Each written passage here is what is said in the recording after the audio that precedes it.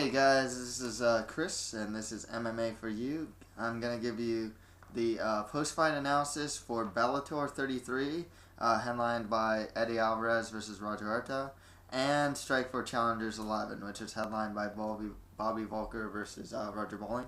But before we get into that, I'd just like to thank our sponsor, GoBusiness123.com, and also if you can check out the C&D channel. I just put up some new articles actually about like prospects and hype, and then some other articles about British fighters. That wasn't so endearing to British fighters actually.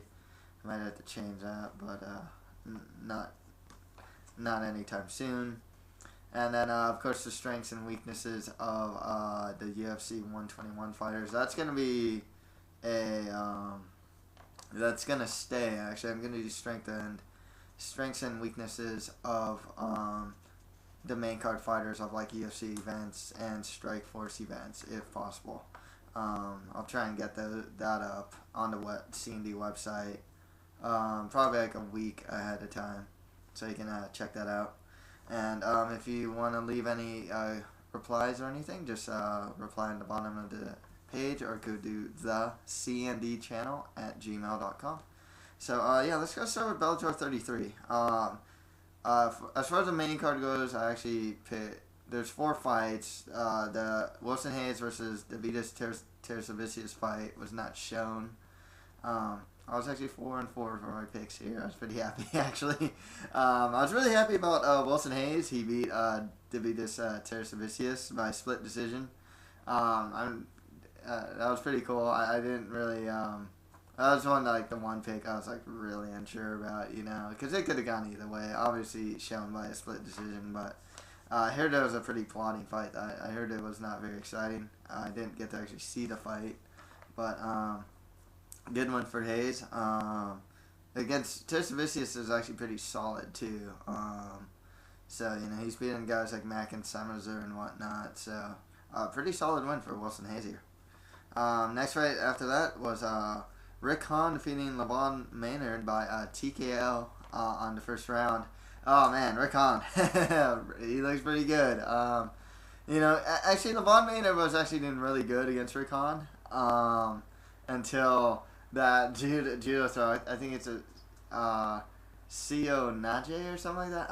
I forgot what the name's called for that particular judo throw.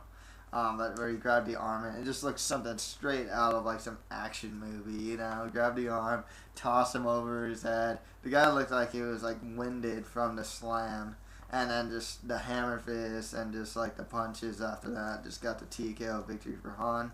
I think Hahn's is like he's like 33. He's still a prospect, and he's actually undefeated. I'd like to see how he does in this Bellator next. Well, I don't know if next season will have it, but the season after that, it's gonna have the welterweight tournament coming up again. So I'd like to see how he does. There's some really good guys there too. So Mike Judo Wallhead's there and whatnot. I'm not sure if Chandler's there. No, he's not there. But I'm pretty sure Judo Wallhead's gonna be there. Obviously, Ben Askren is now the champion for the welterweight division in Bellator, so should be really interesting. It's really nice to see a guy use judo for MMA well and connect it. It's like you do the throw and you follow up with some sort of MMA ground and pound or submission or something like that. Always like to see, or just getting like some sort of positional control. When Akiyama just fought Bisping, it's like, where's the judo, bro? Don't just do stand up with this guy. Use the thing that brought you to the dance. You know what I mean? Good to see Rick Hahn utilize the judo, just totally out of nowhere too. It's a beautiful throw. Right, and after that, Ben Askren defeated Lyman Good by unanimous decision after 5 rounds. I said it in my post-fight thoughts on the C&D channel website, but this fight really showed me the holes in Ben Askren more than anything else. I was impressed when he'd go for a double leg takedown or something. Not even good with sprawl, only for Askren to get up and get double underhooks and complete that takedown. And so he was like, well, that was really impressive. I don't know who else can do that. Obviously, he does do things, especially from the top, that are pretty amazing. Head down, hips up. When he goes for a guard pass, from side mount to like full mount, if the guy's knee is there, he'll go on the guy's knee, even though he's not really supposed to, because he can get kicked off. Just little things like that. He's fighting at a higher level now, so and he already lacks finishing ability as it is. I mean, on lower guys, he can submit him, but the guys he's fighting now are a little tougher to finish, and his ground and pound really isn't there. It's not very effective. The other thing is he doesn't set up submissions. Like, okay, he's going for an arm triangle. He's kind of forcing it. You can open them up with punches. One thing I do in jiu-jitsu is I like work one arm as if I'm going to get an arm bar.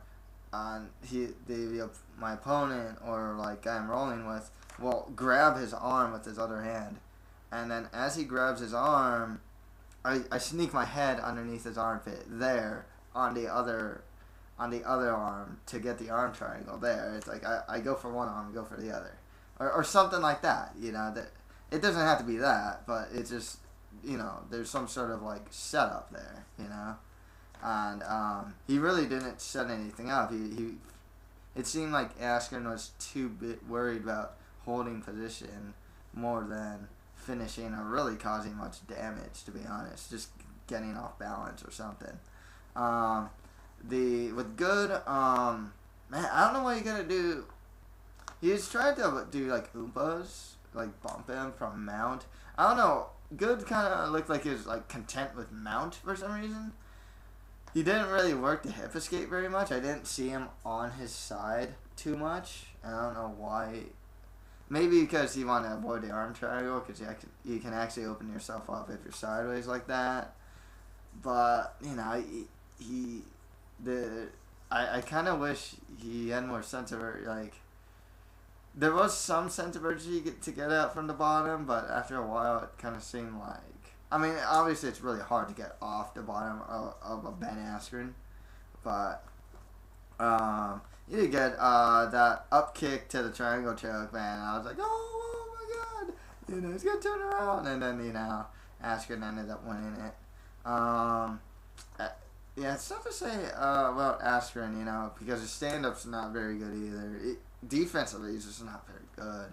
His wrestling's really good. His jiu-jitsu's getting there. It's just kind of sloppy, but obviously in a couple of years, Askren's gonna be phenomenal. You can just kind of tell with that type of wrestling already. Like he can take just about like most guys down. That's the thing with him. But and finally, Eddie Alvarez beat Roger Huerta by doctor stoppage after round 2. Roger Huerta's a warrior. That's for sure, but man, he got lit up pretty bad. He got pretty dominated. I was surprised that Huerta managed to get the knockdown that he did. Otherwise, the leg kicks, Alvarez was just throwing some hard punches. There's a lot of talk right now like, he might be the #1 lightweight out there, and then it's like, well, his last 2 fights against Josh Neer, tough guy, for sure, solid fighter, and Roger Huerta. Once again, tough guy, solid fighter, not ranked.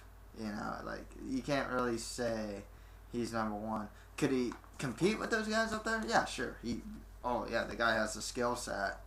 He's got it all. Except for standing defense. It seems like he gets knocked down against, like, every opponent he's been up against. So, that's something he could work on. Otherwise, I definitely put him up there. Just, like, because he's in Bellator, it's like the strength of the guys he's fighting aren't that strong, and therefore it's really hard to rank him so high. I mean, especially with he also lost to Aoki too, but it's really hard to rank him high when he's only fighting like solid but not spectacular guys. Huerta sounds like he's going to go into retirement. So we'll see what's up with him. Alvarez, I think he's going to get Pat Curran one of these days pretty soon. So, yeah, we'll see how that goes. So, yeah, that's it with the Bellator 33 post-fight analysis, actually. I'm just going to get to the Strikeforce Challengers 11 post-fight right now. David Douglas beat Dominic Clark by TKO in round 2. I didn't actually see the fight, so I can't say much about that. John Devine beat Brandon Cash by rear naked choke in round 1. The fight was kind of sloppy, actually. It's cool.